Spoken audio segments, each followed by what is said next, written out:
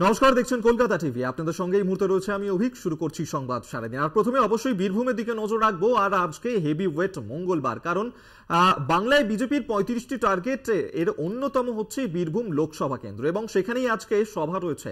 নির্বাচনী প্রচার করতে যাবেন মুখ্যমন্ত্রী মমতা বন্দ্যোপাধ্যায়, এবং বীরভূমের তারাপীঠ থানার করকরিয়া জয় তারা বিদ্যাপীঠ মাঠে মমতা বন্দ্যোপাধ্যায় তাঁর সভা ঘিরে কড়া নিরাপত্তার ব্যবস্থা করা হয়েছে।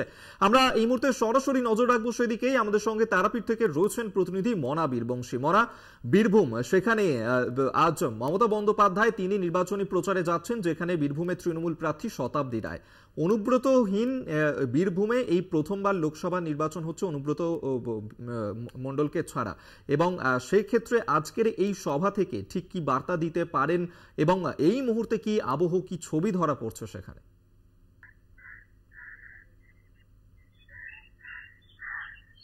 একদমই তাই অভিক, তুমি যে প্রশ্নটা করলে অত্যন্ত গুরুত্বপূর্ণ প্রশ্ন।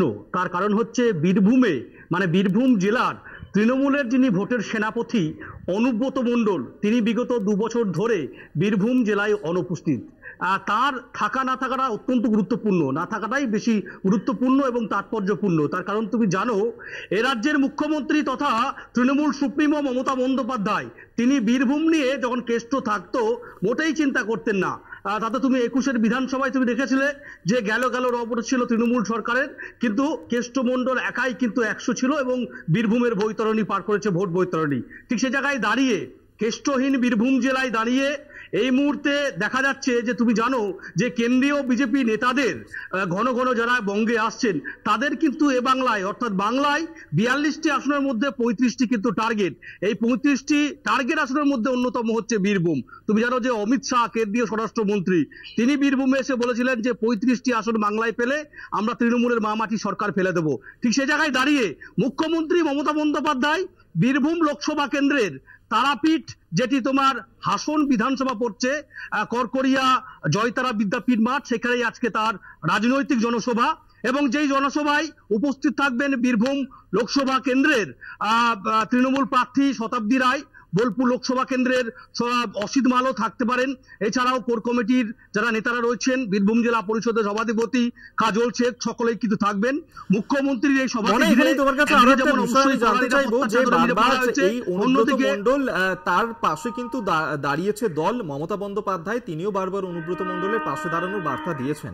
তাকে ছাড়া লোকসভা নির্বাচন হতে চলেছে। অনুব্রত মণ্ডল না থাকা লোকসভা নির্বাচনে কতটা প্রভাব ফেলতে পারে সেখানকার তৃণমূল নেতৃত্ব, তারা কি মনে করছে?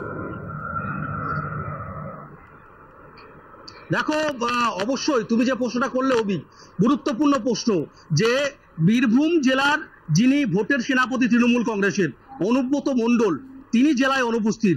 তার অনুপস্থিতিতে বীরভূম জেলায় সবচেয়ে বড় ভোট লোকসভা নির্বাচন। এই নির্বাচন নির্ধারণ করবে দেশের ক্ষমতা, রাষ্ট্রের ক্ষমতা কোন রাজনৈতিক দল পরিচালনা করবে। ঠিক সে জায়গায় দাঁড়িয়ে অনুব্রত না থাকাটা অত্যন্ত গুরুত্বপূর্ণ, এবং অবশ্যই জেলা তৃণমূল নেতৃত্বকে কিন্তু ভাবাচ্ছে। যদিও তৃণমূল নেতৃত্ব যারা রয়েছেন তারা কিন্তু মানতে নারাজ। তারা কিন্তু বারবার বলছেন যে কেষ্টমণ্ডল, বীরভূম জেলা তৃণমূল কংগ্রেসের সভাপতি অনুব্রত মণ্ডল, তিনি নাকি তৃণমূলের জেলা সভাপতি বীরভূমেই, তিনি যে সংগঠন করে দিয়ে গেছেন, তিনি যে পথ দেখিয়ে দিয়ে গেছেন, সেই পথেই, সেই কৌশলে, সেই কায়দায় কিন্তু মূলত ভোট হবে, এবং 2টি লোকসভা কেন্দ্রে যে জয়, সেই জয়ের দ্বারা অব্যাহত রাখবে তৃণমূল কংগ্রেস কিন্তু বলছে। তবে অবশ্যই তুমি যদি একটু দেখো, আমাদের বিগত দিনে যদি তুমি যে সমস্ত নির্বাচনগুলি গেছে সেদিকে তুমি যদি তাকিয়ে দেখো, তাহলে আমরা দেখতে পাচ্ছি 2019-এর যে লোকসভা নির্বাচন গেছে সেখানে বীরভূম লোকসভা কেন্দ্রের যে 7টি বিধানসভা কেন্দ্র, তার মধ্যে আমরা দেখতে পাচ্ছি 4টি বিধানসভা কেন্দ্র যেটি কিন্তু বিজেপির দখলে কিন্তু ছিল। 3টি বিধানসভায় তৃণমূলের লিড ছিল। এক হচ্ছে মুরারয়, 2 হচ্ছে নলহাটি, 3 হচ্ছে হাসন। এই নলহাটি, মুরারয় এবং হাসন, এই 3টে কিন্তু অত্যন্ত জোর দিতে চাইছে, বিশেষ করে সংখ্যালঘু ভোটের পার্সেন্টেজ কিন্তু বেশি। কিন্তু স্বাভাবিকভাবেই শাসক দল তৃণমূল কংগ্রেস এই জায়গাটি মাটি কামড়ে যাতে জোর করে প্রচার করা যায়, এবং সেটি আগামী যে 13ই মে চতুর্থ দফা নির্বাচন বীরভূমে, এবং ভোট বাড়ছে যে কনভার্ট করা যায় এই ভোটটা, এটার জন্যই কিন্তু বারবার কিন্তু অভিষেক বন্দ্যোপাধ্যায়, সর্বভারতীয় তৃণমূল কংগ্রেসের সভাপতি, কখন দেখতে পাচ্ছি রাজ্যের মুখ্যমন্ত্রী মমতা বন্দ্যোপাধ্যায়, তিনি আজকে সভা করবেন। খুব স্বাভাবিকভাবে এটা অত্যন্ত গুরুত্বপূর্ণ। তার কারণ তুমি দেখো, আমরা যদি 21-এর ফলাফল দেখি বিধানসভা নির্বাচন, তাহলে শুধুমাত্র দুবরাজপুর ছাড়া বীরভূমে যে 11টি বিধানসভা কেন্দ্র সেখানে 10টাতে তৃণমূল রয়েছে ঠিকই, এবং গত ত্রিস্তর পঞ্চায়েত নির্বাচন সেখানে আমরা দেখেছি জেলা পরিষদ বলো, পঞ্চায়েত সমিতি বলো, গ্রাম পঞ্চায়েত বলো, ভালো রেজাল্ট করেছে তৃণমূল।